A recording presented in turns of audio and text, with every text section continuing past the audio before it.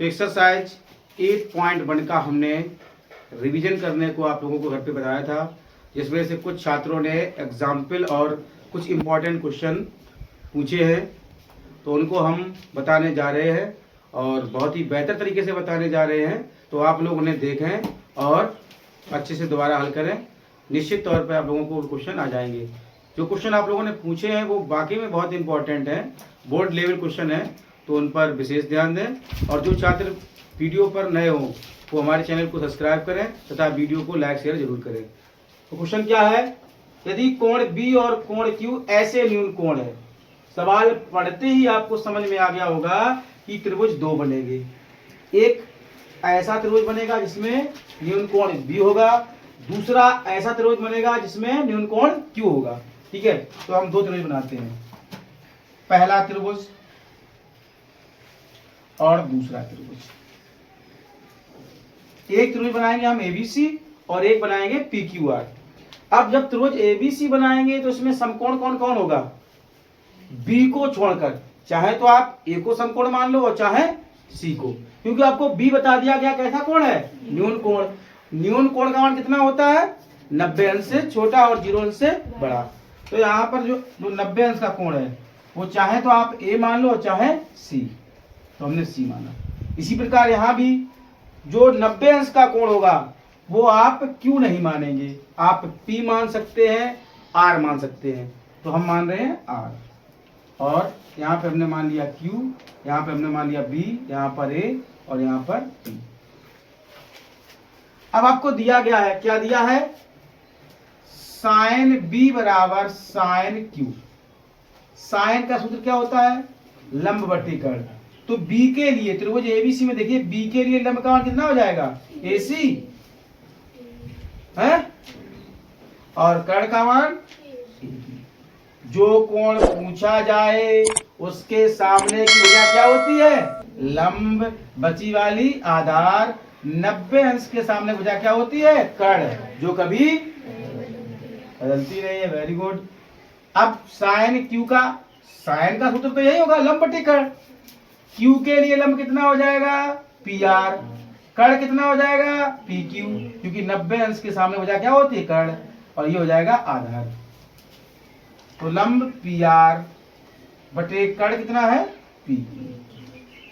देखिए AC बटे P R बराबर AB बटे पी क्यू। हमने क्या किया बेटा, जो AB है, जो AB है वो इधर ले गए, किसमें पहुंच गई, गुणा में, क्योंकि यहाँ पर किसमें थी, भाग में। जो यहाँ पर पी आर है वो किसमें है, गुणा में, इधर किसमें आएगी, बताइए कोई दिक्कत, यहां तक किसी को कोई दिक्कत। कर्ण बटे कर्ण और लंब बटे, हमने दोनों त्रिभुजों के कर्ण बटे कर्ण कर लिए और लंब बटे लंब, बराबर हमने अनुपात मान लिया के, क्या मान लिया, और इक्वेशन नंबर फर्स्ट। अब देखिए त्रिभुज एबीसी में हमें आधार निकालना है, तो पाइथागोरस प्रमेय का सूत्र क्या होता है, कर्ण का वर्ग बराबर लंब का वर्ग धन आधार का, पाइथागोरस प्रमेय से। तो त्रिभुज एबीसी में कर्ण क्या हो जाएगा, एबी, एबी का वर्ग बराबर एसी का वर्ग धन सीबी या बीसी। यहां से बीसी का मान निकालना है, तो बीसी बराबर क्या हो जाएगा, अंडर रूट में एबी का वर्ग माइनस एसी का वर्ग। बताइए कोई दिक्कत, अंडर रूट में एबी का वर्ग माइनस, क्योंकि जब हम बीसी का मान निकालेंगे तो एसी इधर आएंगे माइनस में, फिर हम क्या लेंगे, वर्गमूल, तो क्या आ जाएगा बीसी बराबर AB square minus AC square. बताइए कोई दिक्कत, यहां तक किसी को कोई दिक्कत। इसी प्रकार क्यू आर बराबर क्या हो जाएगा, अंडर रूट में पी क्यू का वर्ग माइनस पी आर का। ठीक है, तो हम करते हैं BC बटे क्यू आर तो BC का मान कितना है, अंडर रूट में AB का वर्ग माइनस AC का वर्ग बटे QR का मान कितना है, अंडर रूट में PQ का वर्ग माइनस PR का वर्ग। यहां से देखिए, यहां से AB का मान कितना हो जाएगा, KPQ। जैसे आपको दिया है, जरा देख लीजिए, AB बटे PQ बराबर K कैंची, तो AB बराबर क्या हो जाएगा, KPQ। इसी प्रकार AC बराबर क्या हो जाएगा, KPR। इसी प्रकार AC बराबर क्या हो जाएगा, KPR। समझ में आया बात? देखिए जब हम इसको लेंगे तो AB का मान कितना आ जाएगा, KPQ। जब हम इसको लेंगे तो AC का मान कितना आ जाएगा, KPR। वही मान यहां पर रखने हैं। तो BC बटे QR बराबर अंडर रूट में AB का मान कितना है, KPQ, तो K square PQ square minus K square PR का बटे क्या था, बटे अंडर रूट में PQ का वर्ग माइनस PR का वर्ग। ऊपर क्या कॉमन है, K स्क्वायर। जब K स्क्वायर को बाहर निकालोगे तो क्या बचेगा, K। BC बटे QR बराबर K, अंदर बचेगा आपका PQ square minus PR square बटे PQ square minus PR square, cancel. तो BC बटे QR बराबर कितना आ गया, K। समीकरण 2। समीकरण 1 व 2 से देखिए, एक क्या है, AC बटे PR बराबर AB बटे PQ बराबर और K का मान कितना हो जाएगा, BC बटे QR। तो AC बटे PR बराबर AB बटे PQ बराबर BC बटे QR। यदि किन्हीं दो त्रिभुजों की भुजाएं समान पात हो जाएं, एक्सरसाइज 6, तो त्रिभुज कैसे हो जाते हैं, समरूप। अर्थात त्रिभुज ABC समरूप त्रिभुज PQR। जब त्रिभुज समरूप हो गए तो कोण कैसे हो जाएंगे, बराबर। तो सिद्ध हो गया कोण B बराबर कोण Q। ये क्वेश्चन बहुत इंपॉर्टेंट है, इस पर विशेष ध्यान दें, ठीक है, अच्छे से लगाएं। इसका रिवीजन 2-3 बार घर पे करें, आसानी से आ जाएगा। ओके, क्रम में चलते हुए अब एक्सरसाइज का एक क्वेश्चन नंबर 11वां है और 12वां, ठीक है। जो बच्चों को नहीं आया है इनके बारे में बहुत चर्चा हुई है, तो ये क्वेश्चन भी देखिए। सबसे पहले 11वां क्या दिया है, कॉट थीटा बराबर 7/8। ये इतना कठिन क्वेश्चन नहीं था जितना पूछा गया है। कॉट का सूत्र क्या होता है, आधार बटे लंब। लाल बटे कक्का से याद होगा आप लोगों को। तो हमें क्या चाहिए अब, कर्ण। तो कर्ण हम निकालेंगे पाइथागोरस प्रमेय से। तो कर्ण का वर्ग बराबर लंब का वर्ग धन आधार का वर्ग, या आधार का वर्ग धन लंब का वर्ग। तो कर्ण का वर्ग बराबर 7 7 49 8 8 64।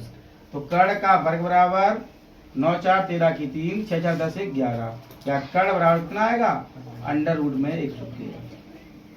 अब हमें मान निकालना है 1 प्लस साइन थीटा और 1 माइनस साइन थीटा बटे 1 प्लस कॉस थीटा और 1 माइनस कॉस थीटा। इसको हम कुछ हल कर लेते हैं। देखिए a प्लस बी और a माइनस बी वर्गांतर सूत्र होता है। तो a plus B a minus B क्या होता है, a स्क्वायर माइनस, तो यहाँ पर हो जाएगा 1 माइनस साइन स्क्वायर थीटा। इसी प्रकार नीचे भी 1 minus cos square theta. 1 minus sine का मान कितना हो जाएगा, लंब बटे कर्ण।